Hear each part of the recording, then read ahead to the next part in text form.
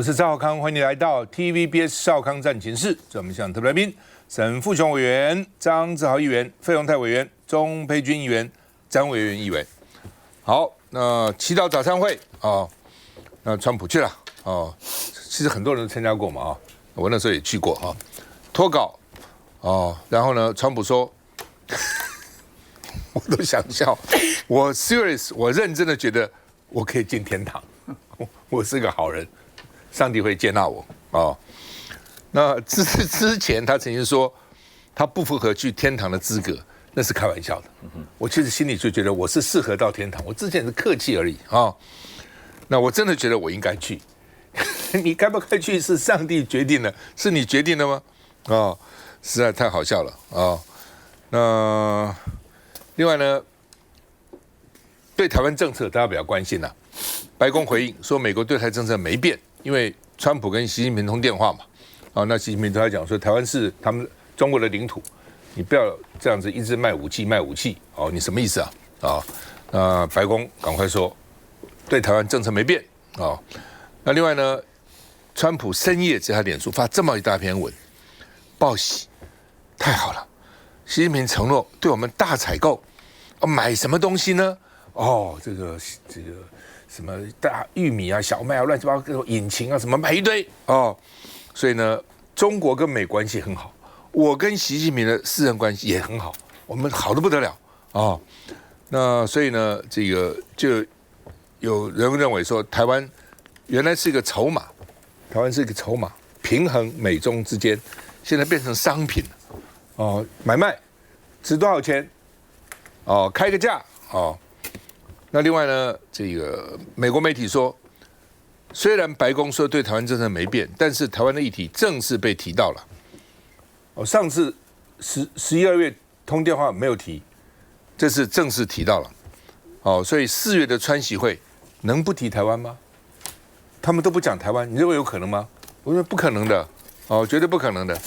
哦，那川普讲完以后，赖清德很紧张，赶快说美国是4个不变。哦，美国跟我们这个一切的关系不变，哦，这个坚若磐石不变等等哈、哦，所以我觉得笑，不变不是你赖清德讲啊，是美国讲啊，你搞错了，对不对？就是像一对情人，我说我爱你永远不变可以，我说你爱我永远不变，是他讲才算嘛，你怎么替他讲呢？他心里想说鬼打架，我什么爱你永远不变，什么叫永远？是他要讲啊，那今天是赖清德替美国人讲。说他4个不变，这川普有讲4个不变吗？是你自己讲啊，所以这个我就觉得常常你业主代跑了嘛，你帮他讲什么？请川普讲才对啊，哦，你请古立言转达川普，请川普讲。那另外呢，你看哦，川普最近说挺高市早苗，日本是个伟大的国家，请他到美国来访问，4月来访问，哦。这样的话，如果是台湾的话，哇，大家拍马屁啊！这个川普赞美赖清德，简直好得不了。日本媒体很大的媒体哦，朝日新闻哦，干涉内政。你这是讲这话干嘛？日本在办选举哎，国内在选举哎，你这时候帮高市早苗造什么事啊？所以你是干涉内政，所以很多时候有原则，一个媒体要有原则，一个政治要有原则，这就要至少有它的原则。像我们的话，马屁乱拍一通，毫无原则。我们看一下。美国总统川普在年度国家祈祷早餐会频频脱稿，以他常见的随性风格发表演说。And at some point, I'm going to get right back onto the teleprompter, and you're going to say, "That was a wonderful speech." 川普称赞自己的政绩，警告哈马斯应该放下武器，否则会面临后果，强调美军的强大。We have a military where they all look like Tom Cruise, only bigger. Just ask Venezuela. Ask Iran.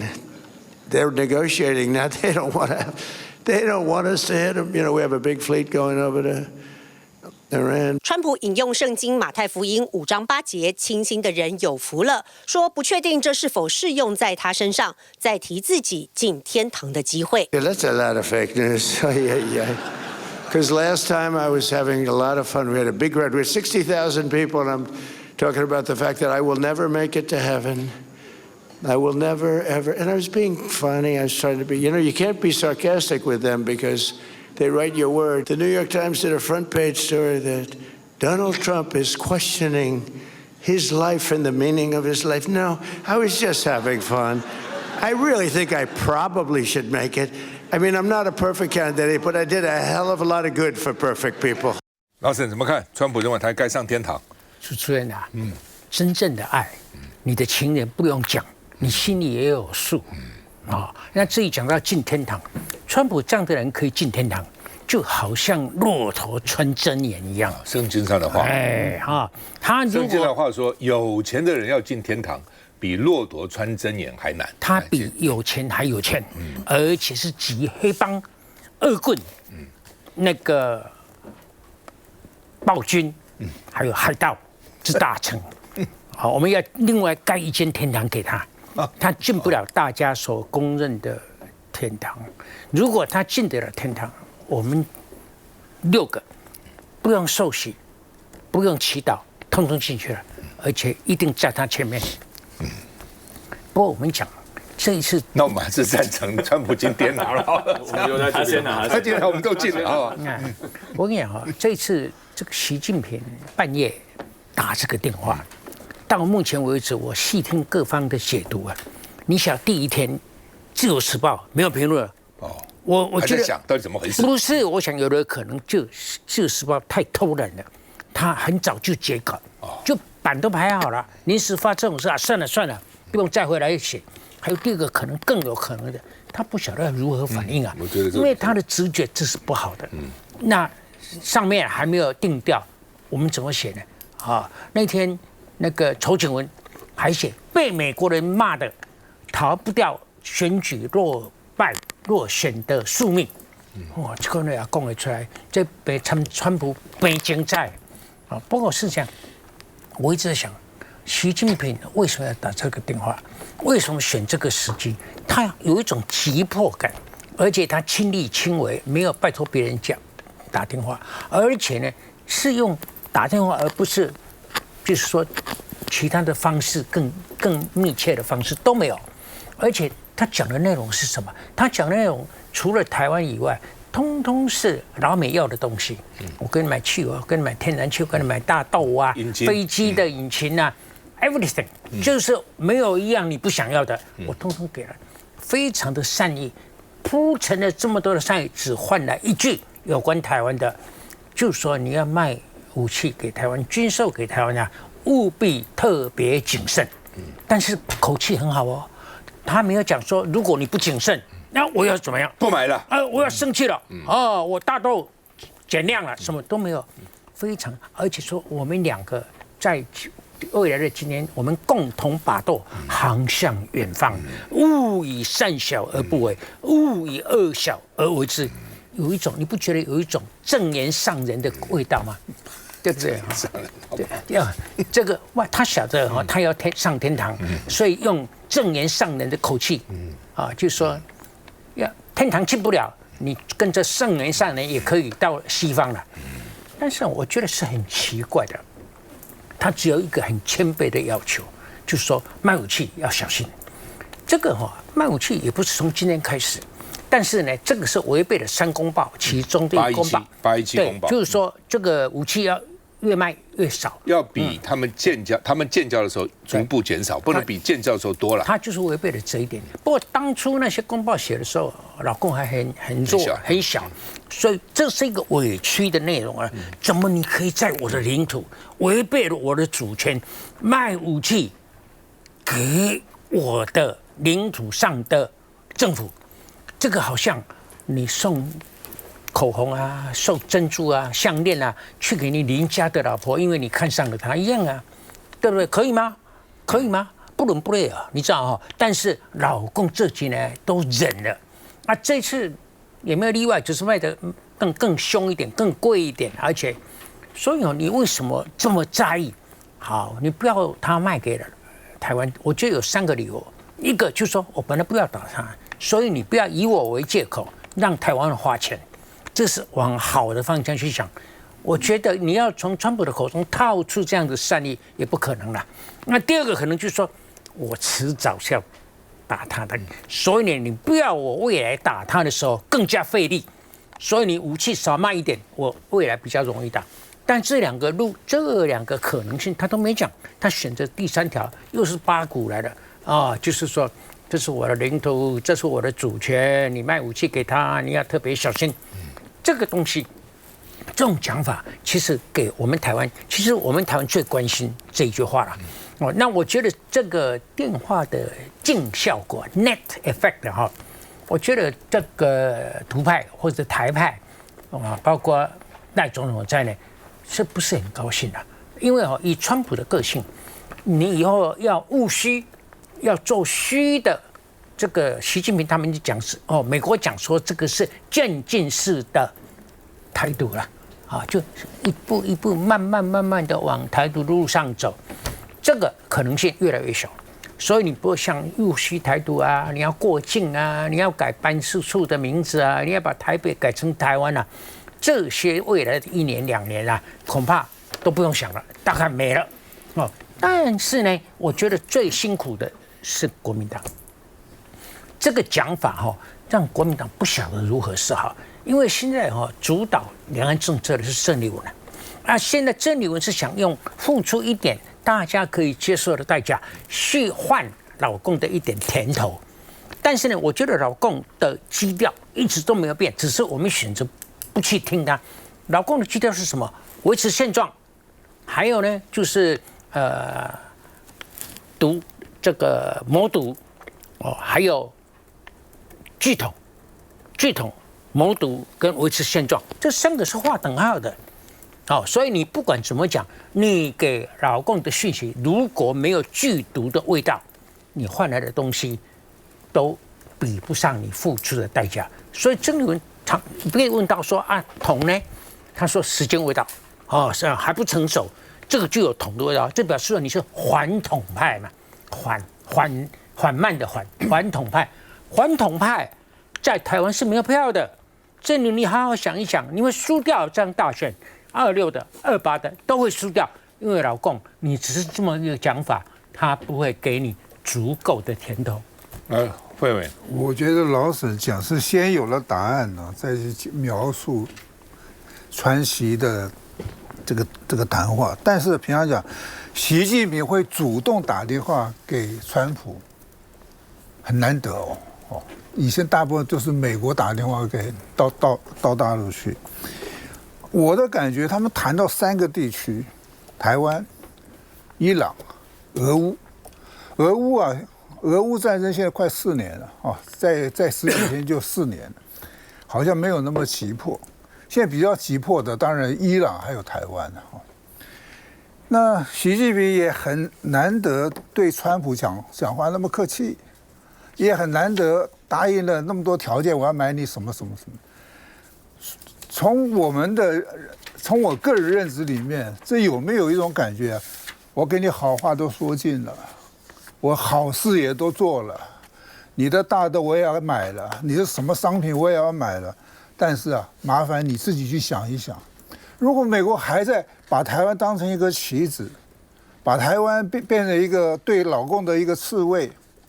变成他第一岛链扮演的一个美国的角色然后台湾这边如果真正还朝独的这个方面来做的话，代表说我习近平已经跟你讲了，好话都讲尽了好事也都答应你了，会不会下一步说另外一种不好的状态会发生？也有这种可能总之，我是觉得老美把台湾当成一个棋子，我相信在世界各国、海峡两岸，美国人大家也都是这样子认知了如果说是这样认知，台湾如果说真的是还硬要往那个方向去思考，那个方向来去做其实我们的宪法里面也讲得很清楚，我们的宪法是。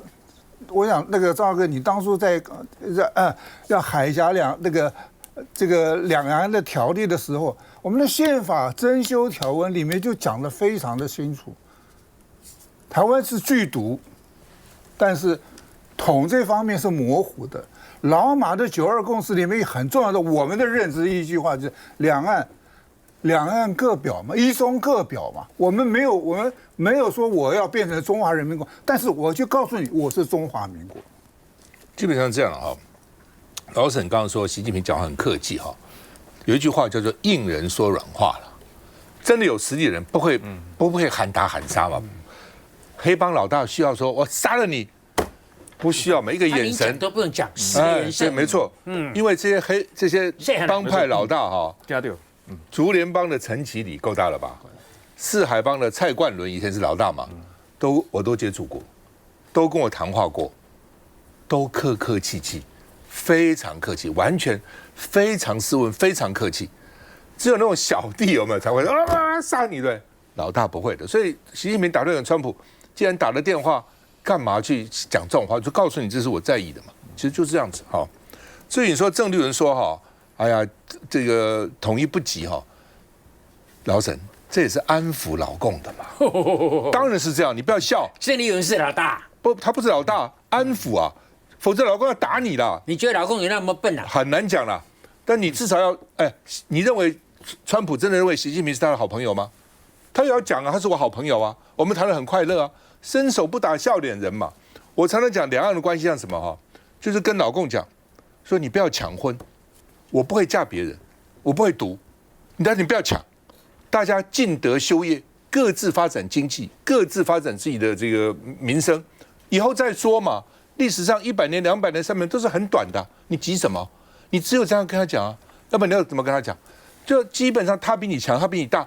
那如果他要硬抢你，很讨厌嘛。你希望他不要嘛，对不对？大家就各自去发展嘛。你有你的制度，好，我也不干涉你的制度。我有我的制度，你要不要管我的制度？大家去发展嘛，拼拼看嘛。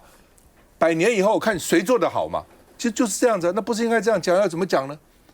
休息再回来。所以。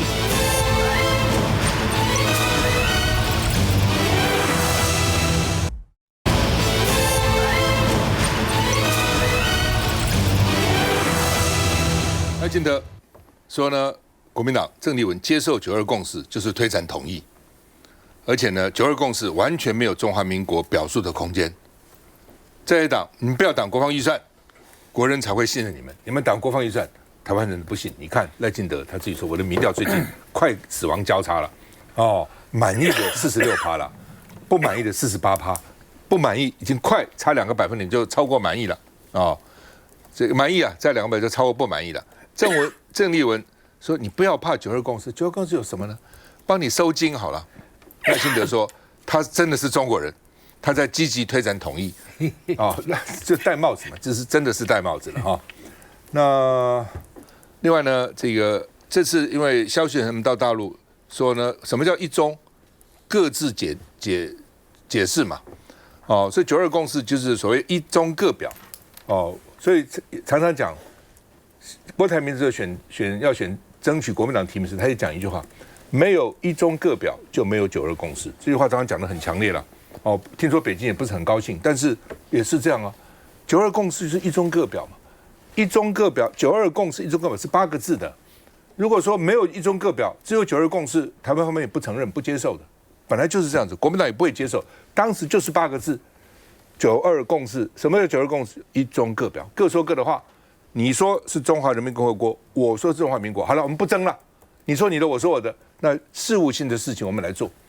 哦，所以美国有些记者啊 ，AIT 的官员啊，跟我谈，我就讲说，你们怕什么9·2共识？它就是一个通关密语嘛，跟芝麻开门是一样嘛。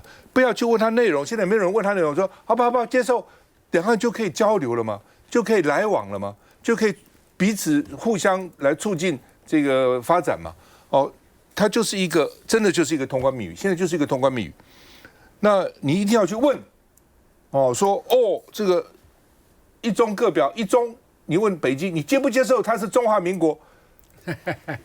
他为什么接受呢？你供销哎，对不对？那同样的，对不对？他来今天如果来问你说这个一中是不是中华人民共和国，我们也不会接受啊。所以说各说各话嘛，它是保护一个模糊的空间，就大家不要撕破脸。好了，我们继续吧，就是这样而已。这是很不容易的，很不简单的。他们都说不好，不好，10几年了。不要说民进党哦，国民党里面有认为说，哎呀落伍了，有没有一个人能够提出一个比他更好的话？你提出来，我也在想啊，我如果张浩康能够提出一个比一中各表92个是更好的，哇，这个很好，想不出来啊。